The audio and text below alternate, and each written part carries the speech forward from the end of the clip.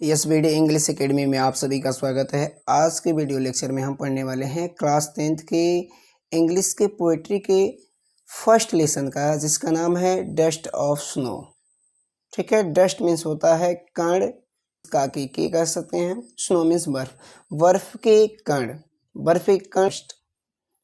ठीक है, आपने अब यहाँ पे जो बर्फ की बात की जा रही है, ठीक है, ये आपके फ्रिज वगैरह या जो आप खाने का इस्तेमाल करते हैं उस बर्फ़ की बात नहीं की गई है, ये उस बर्फ़ के बारे में बताया गया है। जैसे आप कश्मीर वगैरह इलाके में जब जाएंगे तो ठंडी के दिनों में क्या होती है, बर्फ़ वहाँ पे गिरती है। ठीक है, जिस तरह से बरसात होती है उसी भांति क्या होती है, ये बर्फ़ के कण भी क्या होते हैं, वहाँ पे गिरते हैं। ठीक है, तो आइए बिना किसी देरी के हम वीडियो को स्टार्ट करते हैं। वीडियो को स्टार्ट करने से पहले यदि आप इस चैनल पे नए हैं तो चैनल को सब्सक्राइब करें, लाइक करें, ज़्यादा से ज़्यादा शेयर करें, साथ ही बेल आइकन को प्रेस करें ताकि सही समय पर आपको नोटिफिकेशन मिलती रहे। ठीक है, तो आइए हम वीडियो को स्टार्ट करते हैं। देखेंगे हमारे यहाँ पे जो कवि हैं रॉबर्ट फर्स्ट।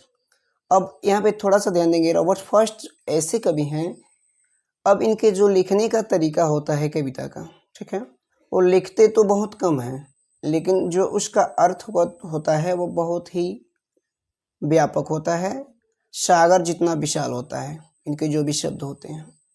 ठीक है, तो इस कविता को शुरू करने से पहले मैं आपको एक छोटा सा कहानी बताता हूँ और उस कहानी के माध्यम से इस कविता को हम पढ़ेंगे, जानेंगे।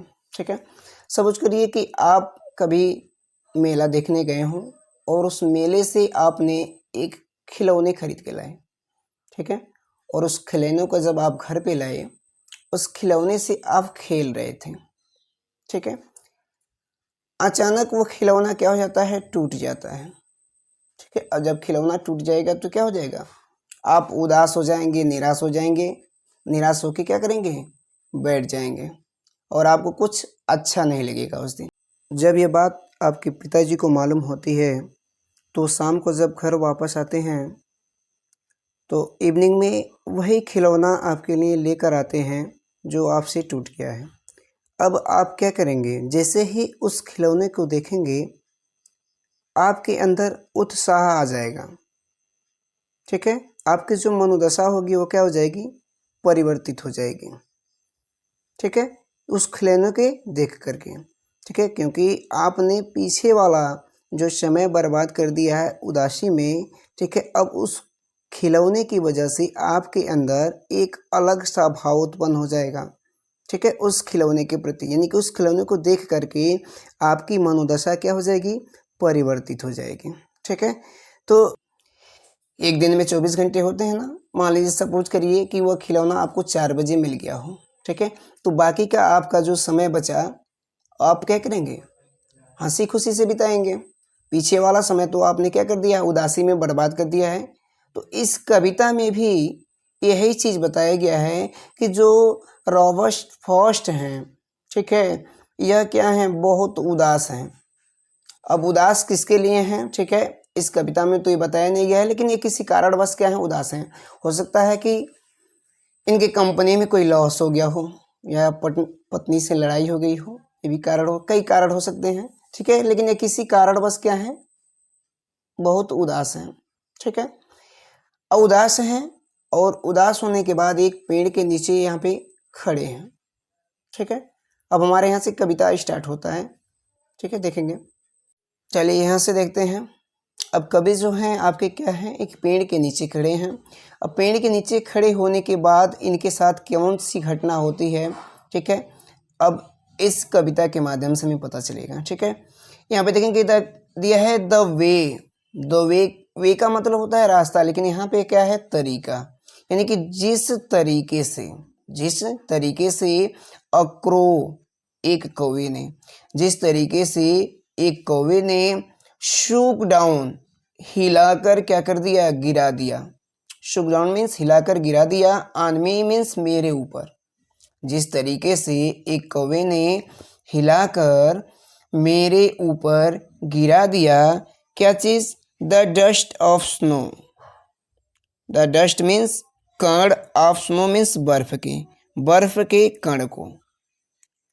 जिस तरीके से एक कौवे ने हिलाकर मेरे ऊपर बर्फ के कण को गिरा दिया।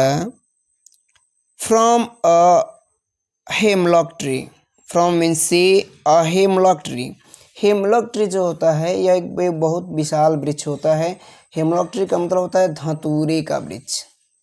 हेमलॉक ट्री का मतलब धतूरे का वृक्ष, ठीक है, धतूरे के वृक्ष से, ठीक है। अब इस चारों लाइन का अर्थ हम एक साथ देखेंगे। कह रहा है कि जिस तरीके से एक कौवे ने हिलाकर मेरे ऊपर बर्फ के कण को हेमलॉक ट्री धतूरे के वृक्ष से क्या कर दिया, गिरा दिया, ठीक है। या इसको आप ऐसे भी कह सकते हैं कि जिस तरीके से एक कौवे ने एक धतूरे के पेड़ से, नीचे वाले लाइन में आ जाएंगे, जिस तरीके से एक कौवे ने एक धतूरे के वृक्ष से या पेड़ से बर्फ के कणों को हिलाकर मेरे ऊपर गिरा दिया। अब गिराने के बाद क्या होता है आगे देखेंगे। कह रहा है कि has given my heart a change of mood. Change means होता है परिवर्तन होना, ऑफ मूड मीन्स होता है, मूड मीन्स क्या होता है, मूड कहते हैं लोग ना, मेरा मूड क्या है, खराब है चाहे अच्छा है, ठीक है। तो यहाँ पे मूड का मतलब हो गया मनोदशा। अ चेंज ऑफ मूड, मनोदशा में क्या हो जाती है, हैज़ गिवन माई हार्ट, और इससे मेरी मनोदशा क्या हो जाती है, चेंज, परिवर्तित हो जाती है। किससे, जब वो कौवा क्या करता है, डाली को हिलाकर बर्फ के कण को उनके ऊपर गिरा देता है, तो उनकी जो मनोदशा होती है वो क्या हो जाती है, परिवर्तित हो जाती है। वही चीज़ कह रहा है कि has given my heart a change of mood, इससे मेरी मनोदशा परिवर्तित हो जाती है, ठीक है। जैसा अभी मैंने आपको कहानी में बताया कि उसके पिताजी ने क्या किया, लड़के के पिताजी ने खिलौने लाकर दे दिया तो वो लड़का खुश हो गया, उसकी मनोदशा क्या हो गई, बदल गई। वैसे ही यहाँ पे जब कौवे ने क्या कर दिया है, वृक्ष को हिलाया है, तो जो कण उनके ऊपर गिरा है उस कण की वजह से इनकी मनोदशा में क्या हो गई है, परिवर्तित हो गई है, ठीक है। मनोदशा परिवर्तित हो गई है। उसके बाद क्या होता है, एंड शेप्ड, और शेप्ड मीन्स बच गया है, सम पार्ट कुछ हिस्सा, सम पार्ट कुछ हिस्सा ऑफ अ डे मीन्स उस दिन का, और कुछ हिस्सा उस दिन का बच गया, ठीक है। यानी क्योंकि उन्होंने उदासी में तो पीछे वाला समय गुजार दिया था, लेकिन आगे वाला जो समय है वही चीज़ कह रहे हैं कि and saved some part of a day, और उस दिन के कुछ हिस्से को क्या कर दिया, बचा लिया। I had rude, I had rude, rude means बर्बाद कर दिया था, जिसे मैंने क्या कर दिया था, बर्बाद कर दिया था, ठीक है। अब फिर से पूरे पोयम का एक बार हम अध्ययन करते हैं, ठीक है। कह रहा है कि the way a crow Shuk down on me the dust of snow from a hemlock tree.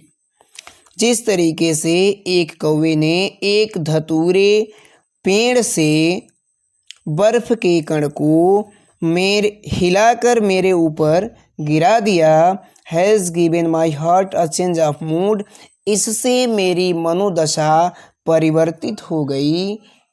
And saved some part of a day, और उस दिन का कुछ भाग बच जाता है। आई हैड र्यूड, जिसे मैंने बर्बाद कर दिया था, ठीक है। यानी कि उसके बाद वो जो कवि होते हैं वो क्या हो जाते हैं, प्रसन्न हो जाते हैं, और उनका जो आने वाला समय होता है हंसी खुशी व्यतीत करते हैं, ठीक है। आई होप कि आपको वीडियो पसंद आया होगा। वीडियो को पसंद आया है तो ज़्यादा से ज़्यादा अपने मित्रों में शेयर करें, ठीक है। मिलते हैं हम अगले वीडियो में एक नए वीडियो लेक्चर के साथ, तब तक के लिए नमस्कार।